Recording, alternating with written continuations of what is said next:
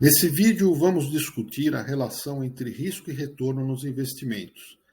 Quais seriam os riscos com os quais os investidores devem se preocupar quando estão investindo? Bem, falando na relação entre risco e retorno, nós temos que pensar primeiro o que são os riscos. Os retornos nós sabemos o que são, né?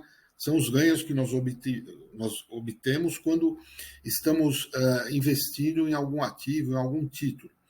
Agora, os riscos, o que seriam? Os riscos são aquela possibilidade de você perder parte ou todo o dinheiro que você investiu, ou ainda a possibilidade de você deixar de ganhar tanto quanto você poderia. Então, os retornos é o que nós podemos obter e os riscos seriam a possibilidade de perder dinheiro ou de termos uma variação no valor do ativo de forma a não ganharmos tanto quanto queríamos ou perdermos parte ou totalmente o dinheiro. Numa regra geral da relação risco-retorno, quanto maior o risco, maior deverá ser o retorno para compensar, para ser um prêmio sobre o risco que você está correndo. Né? Renda fixa, por exemplo, que é uma classe de ativo de menor risco, ela também implica em menores retornos. A renda variável, que é uma classe de ativos de maior risco, também deverá remunerar com maior retorno para ser compensadora. Uma outra questão da relação risco-retorno é o seguinte: quanto mais longo o prazo do investimento, maior o risco também, porque existe maior incerteza quanto ao futuro, quanto ao resultado a ser obtido.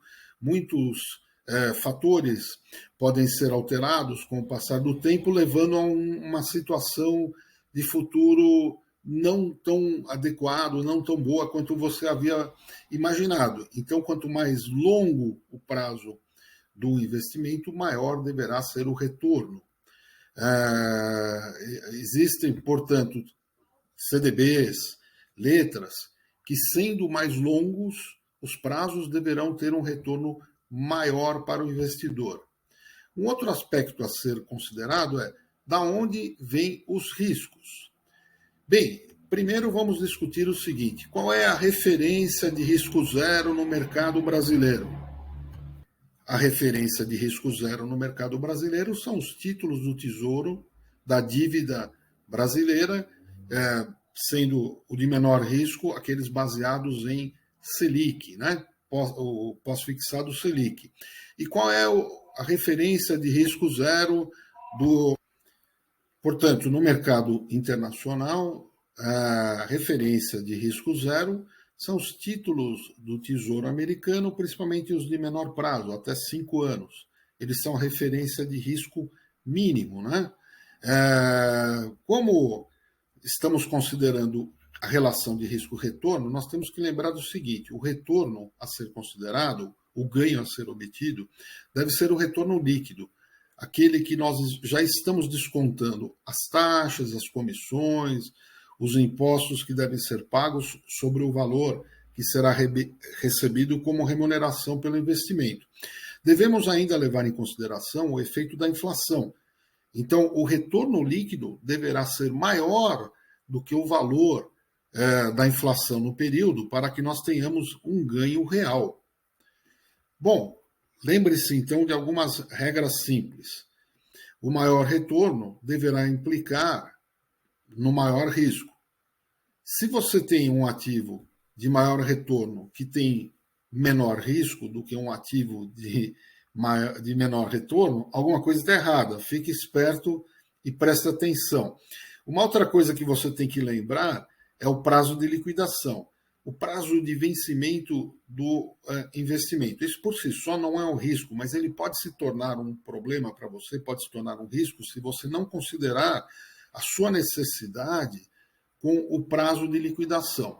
Aí pode se tornar um risco para você e pode implicar numa perda se você tiver que exercer a finalização do investimento prematuramente. Como eu havia falado do efeito da inflação, vamos entender aqui como nós discriminamos os juros reais dos juros nominais. O juro nominal é aquele que foi prometido ser pago quando você fez o investimento. Aí nós temos a taxa de inflação. Os juros reais, então, seriam a diferença entre o quanto nós recebemos de juros menos a taxa de inflação. Para inflações muito altas, seria adequado nós fazermos o cálculo baseado nessa fórmula. Mas aí nós já estamos falando de uma inflação de mais de 2 dígitos, né? Muito maior do que 10% ao ano. Aí seria adequado você realmente fazer um cálculo, porque dá uma pequena diferença entre a subtração e esse cálculo de taxas aqui.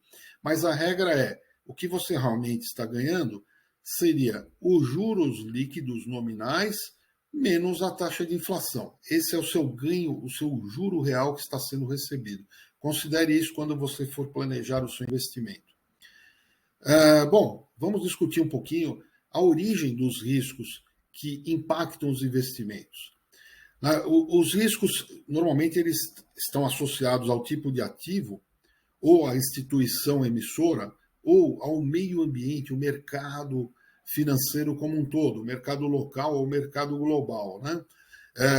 Normalmente, os riscos vêm da falta de liquidez. Vamos imaginar uma situação que você comprou uma ação e agora quer vender essa ação. Você colocou ela para venda, mas ninguém comprou a ação, então ela está sem liquidez. Esse é um risco que pode acontecer. Você tem um ativo sem liquidez para poder vendê-lo, para poder resgatar o seu dinheiro. Uma outra situação é a perda de valor, que pode ocorrer pela marcação a mercado ou pelo desinteresse dos investidores. Você tem um ativo que, na hora que você vai prematuramente, antes do final da maturação desse investimento, exercer o resgate dele, você vai receber um valor menor do que você investiu, se for um prazo muito curto, ou numa situação muito excepcional, ou ainda você vai receber menos ganho do que você previa. Ou podemos ter uma situação em que a perda de valor não ocorre pela marcação de mercado, mas simplesmente pelo desinteresse dos investidores em adquirir o seu ativo. Ele não vale mais nada, perdeu o valor, ou está muito depreciado, você vai receber um valor muito pequeno. Uma outra situação de risco é a indisponibilidade para resgate no prazo desejado. Você não foi cuidadoso em casar a sua necessidade com a sua com o prazo do ativo, do vencimento do investimento, e aí você pode ter uma situação de não conseguir ter acesso ao dinheiro, ele não está disponível para você no prazo que você precisa. Um outro risco é o risco de inadimplência, ou seja, a instituição que emitiu o ativo ou o título não tem como honrar com o acordo que foi feito quando você adquiriu aquele ativo. Então, a inadimplência te impede de receber o dinheiro que você esperava.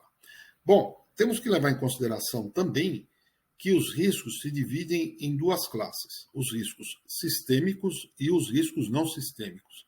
Os sistêmicos, eles afetam todo o mercado. Praticamente nenhum ativo está livre do risco sistêmico. Existem situações sistêmicas que alguns ativos, como o ouro ou até mesmo criptomoedas, podem estar isentos das consequências, devido ao fato de ser um problema na bolsa de valores ou qualquer coisa assim. Mas os riscos sistêmicos afetam a todas as classes de ativo. E os riscos não sistêmicos, eles estão relacionados a uma classe de ativo ou a uma instituição, ou a um mercado em particular. Tomem cuidado, porque situações de risco podem afetar a todos os ativos ou podem afetar apenas alguns ativos. Então, a diversificação resolve o risco não sistêmico. Se você tiver diversos ativos, diversas classes, diversos mercados, você resolve os riscos não sistêmicos. Agora, o risco sistêmico talvez você não tenha como resolver. Então, tome cuidado com isso quando você for investir.